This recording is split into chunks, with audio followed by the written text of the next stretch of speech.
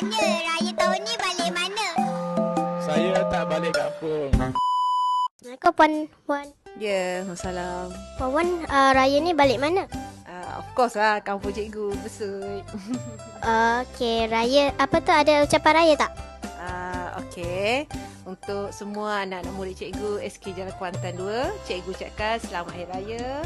Maaf zahir dan batin. Nanti datang sekolah nanti cikgu harap tak ada yang cedera, tak ada apa-apa yang berlaku. Okey, selamat hari raya. Okey, terima kasih Puan. Selamat Hari Raya. Assalamualaikum Puan Suzana. Waalaikumsalam. Puan, raya ni balik mana? Balik Kelantan. Okey, Puan ada ucapan raya tak? Okay. Di kesempatan ini saya ingin mengucapkan selamat Hari Raya Maaf Zahir dan Batin kepada semua warga sekolah Jalan Kuantan 2. Okey, terima kasih Puan Suzana. Selamat Hari Raya. Selamat Hari Raya. Cik Azharuddin balik mana? InsyaAllah kalau berkesempatan, diizinkan Allah, saya akan pulang beraya-raya di kampung saya iaitu Perak Darul Rizwan.